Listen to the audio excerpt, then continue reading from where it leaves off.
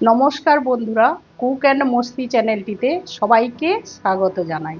আজকে আমাদের রেসিপি কাঁচকলার খোসা বাটা। প্রত্যেকের বাড়িতে প্রায়ই কম বেশি কাঁচকলা আনা হয়। কাঁচকলা রান্না করার পর খোসাটা কিন্তু সবাই প্রায়ই ফেলে দেন, কিন্তু ফেলে না দিয়ে একবার কাঁচকলার খোসা দিয়ে এই রেসিপিটি বানিয়ে দেখুন।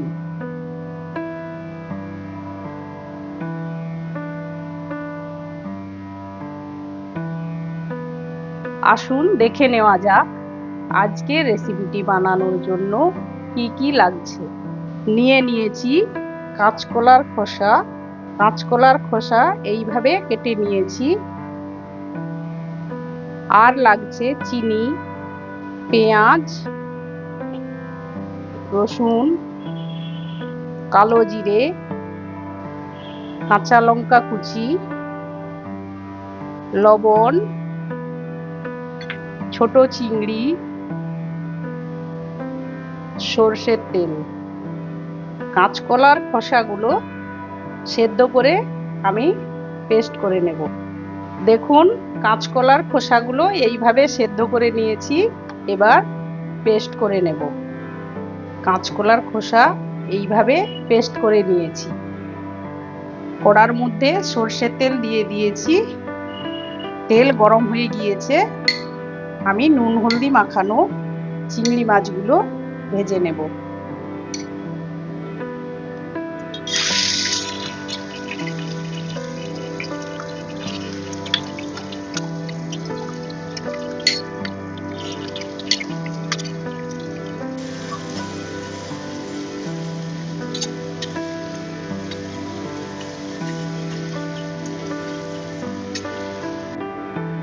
চিংড়ি মাছ লাল করে ভাজা হয়ে গিয়েছে, মাছগুলো এবারে তুলে রেখে দেব।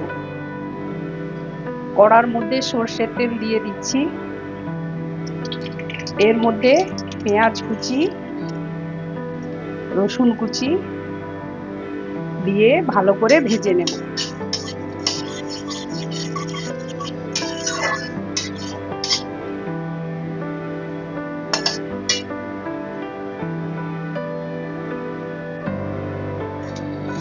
পেঁয়াজ রসুন এইভাবে ভেজে নিয়ে এর মধ্যে দিয়ে দিচ্ছি লঙ্কা কুচনো। পেঁয়াজ রসুন লাল লাল করে ভেজে নিয়ে এর মধ্যে লঙ্কা কোচানো দিয়ে অল্প ভেজে নিচ্ছি। পেঁয়াজ রসুন লঙ্কা ভাজা হয়ে গিয়েছে, তুলে নিচ্ছি।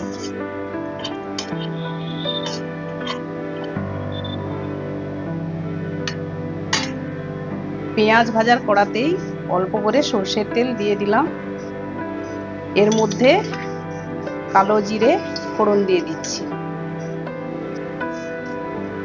কালো জিরে ভাজা হয়ে গিয়েছে, এর মধ্যে দিয়ে দেব কাঁচকলা খোসা বাটা।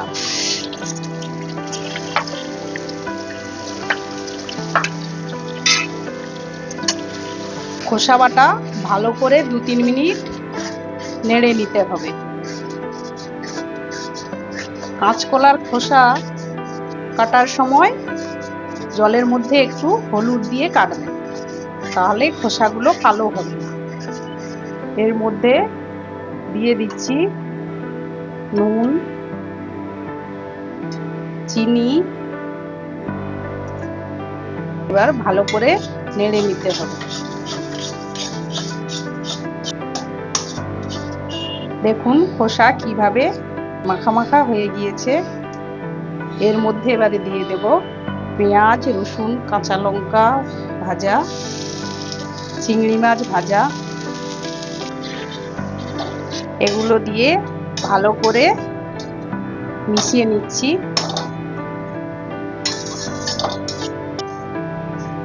সব কিছু দিয়ে ভালো করে মেশানো হয়ে গিয়েছে।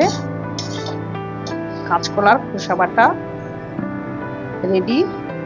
এবার আমি নামিয়ে নেব।